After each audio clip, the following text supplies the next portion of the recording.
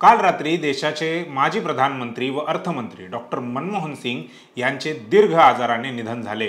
ते 92 वर्षांचे होते। त्यांच्या निधनाने राजकीय वर्तुळात शोककळा पसरली। त्यांच्या निधनानंतर केंद्र सरकारने 1 आठवड्याचा राष्ट्रीय दुखवटा जाहीर केला आहे। त्यांच्या पार्थिवावर उद्या 28 डिसेंबर रोजी नवी दिल्लीच्या राजघाट जवळ अंतिम संस्कार होणार आहेत। त्यांचे पार्थिव आज दिवसभर राजकीय व अन्य क्षेत्रातील लोकांसाठी तसेच सामान्य लोकांच्या दर्शनासाठी काँग्रेसच्या केंद्रीय कार्यालयात ठेवले आहे। अशातच या व्हिडिओच्या माध्यमातून आपण डॉक्टर मनमोहन सिंग यांची राजकीय व आर्थिक कारकीर्द समजून घेऊयात। नमस्कार, मी संकेत आणि आपण पाहत आहात मुंबई आउटलुक। डॉक्टर मनमोहन सिंग यांचा जन्म 26 सप्टेंबर 1932 रोजी पाकिस्तानमधील गाह या गावी झाला। 1947 साली फाळणी दरम्यान विस्थापित होऊन त्यांचे कुटुंब भारतात आले। त्यानंतर पंजाब विद्यापीठातून त्यांनी पदवीपर्यंत शिक्षण घेतले। डॉक्टर मनमोहन सिंग यांनी ऑक्सफर्ड विद्यापीठातून अर्थशास्त्रात डॉक्टरेट केली।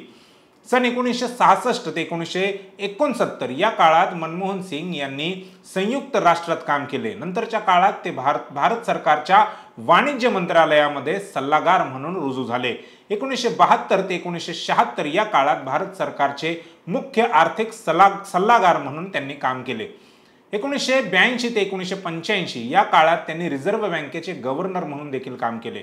त्यानंतर 1985 ते 1987 या काळात त्यांनी नियोजन आयोगाचे उपाध्यक्ष म्हणून काम केले। सन 1991 सालच्या आर्थिक संकट काळी तत्कालीन प्रधानमंत्री नरसिम्हा राव यांच्याकडून मनमोहन सिंग यांची अर्थमंत्रीपदी निवड करण्यात आली। अर्थमंत्री म्हणून मनमोहन सिंग यांच्या कार्यकाळात अर्थव्यवस्थेचे उदारीकरण करण्यात आले। भारताला आर्थिक संकटातून बाहेर काढण्यात त्यांनी मोठी भूमिका पार पाडली। सन 1996 साली मनमोहन सिंग हे राज्यसभेमध्ये विरोधी पक्षनेते होते। 2004 साली यूपीएची सत्ता आल्यानंतर डॉक्टर मनमोहन सिंग यांनी देशाचे 13वे प्रधानमंत्री म्हणून शपथ घेतली। 2004 ते 2014 या काळात त्यांनी 2 वेळा प्रधानमंत्री म्हणून काम केले। एप्रिल 2024 साली त्यांनी राज्यसभेतून निवृत्ती घेतली। सर्वसाधारणपणे एक समज असा आहे की मृत व्यक्तीच्या बाबतीत नेहमीच बरे बोलले पाहिजे, परंतु या मान्यतेला छेद देत फ्रेंच क्रांतिकारी व्हॉल्टेर असे म्हणतो की जी व्यक्ती आज आपल्यात नाही तिच्याबद्दल केवळ आणि केवळ खरेच बोलले पाहिजे।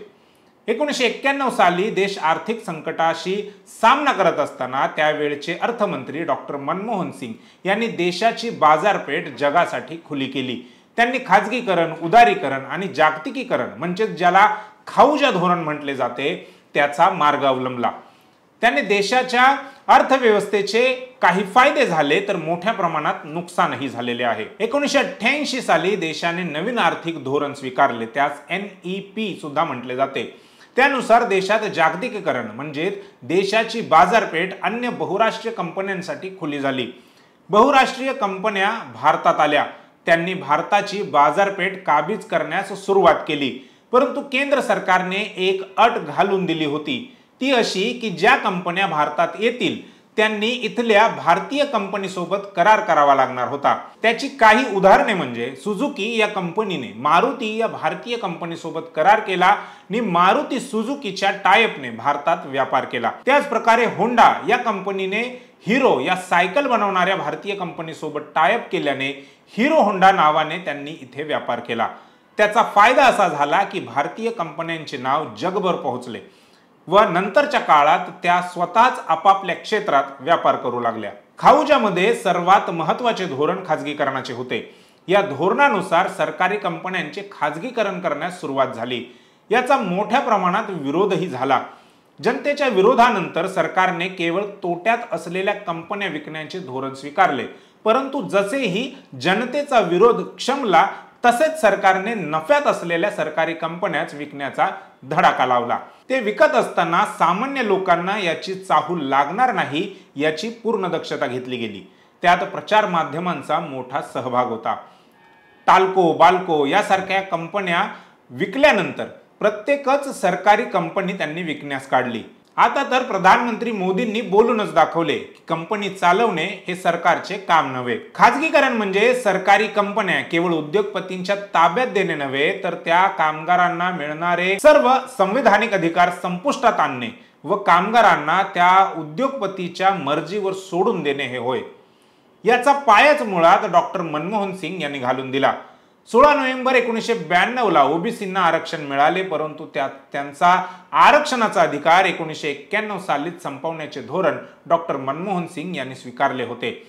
त्यामुळे सरकारी नोकऱ्यात असणारे ओबीसींचे प्रतिनिधित्व आजही पुरेसे नाही. त्याला पूर्णपणे डॉक्टर मनमोहन सिंगच जबाबदार आहेत.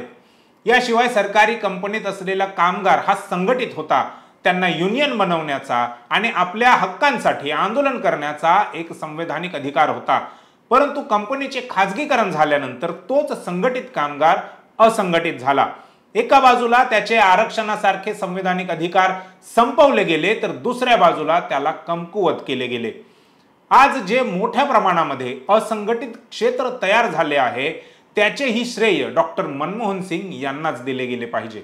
खाजगीकरणामुळे देशात उद्योगपतींची संख्या वाढली, ते नावारूपाला आले.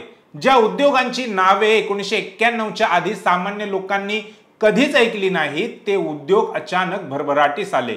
देशाच्या आर्थिक क्षेत्राला मोठी चालना मिळाली. जो कनिष्ठ मध्यम वर्ग होता तो उच्च मध्यम वर्ग झाला. परंतु याने गरीब व श्रीमंत यांच्या मधली आर्थिक असमानता अधिकच वाढत गेली. गरीब अधिकच गरीब झाले, तर श्रीमंत अधिकच श्रीमंत बनत गेले. हे सर्व खाजगीकरण व उदारीकरणामुळे झाले.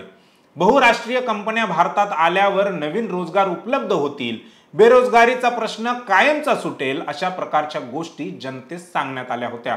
परंतु आज देशात वाढलेली बेरोजगारी बघता त्या केवळ थापा होत्या असेच म्हणावे लागेल. डॉक्टर मनमोहन सिंग यांनी लागू केलेल्या उदारीकरणामुळे देशातील उद्योगपतींचे कर्ज माफ करण्यास सुरुवात झाली. प्रत्येक वर्षी उद्योगपतींचे लाखो कोटी रुपयांचे कर्ज माफ केले जाते. हा सर्व पैसा जनतेचा आहे.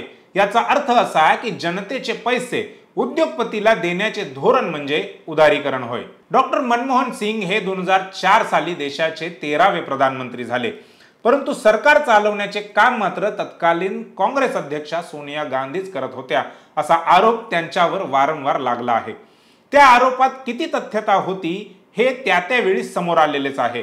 त्यावर वेगळे काही बोलण्याची आवश्यकता आता सध्या आम्हाला वाटत नाही. 2008 साली अमेरिकेतील मंदीमुळे जगभरात मंदी निर्माण झाली. याच आर्थिक मंदीच्या वेळी त्यांच्या सरकारने म्हणजे मनमोहन सिंगच्या सरकारने भारतातील उद्योगपतींचे 5 लाख कोटी रुपयांचे कर्ज माफ केले होते. त्यानंतर 2011 हे वर्ष जनगणनेचे वर्ष होते. त्याआधी ओबीसींची व सर्वांचीच जातीच्या आधारावर जनगणना व्हावी अशी मागणी जोर पकडत होती. परंतु डॉक्टर मनमोहन सिंग व त्यांच्या काँग्रेसने ती होऊ दिली नाही. यामुळेच काँग्रेस ही ओबीसी विरोधी आहे असा संदेश लोकांमध्ये गेला. त्याचा परिणाम 2014च्या लोकसभा निवडणुकीत पाहायला मिळाला. आता डॉक्टर मनमोहन सिंग यांच्या निधनानंतर इतिहास त्यांना कशा प्रकारे लक्षात ठेवेल हे पाहण्यासारखे असेल.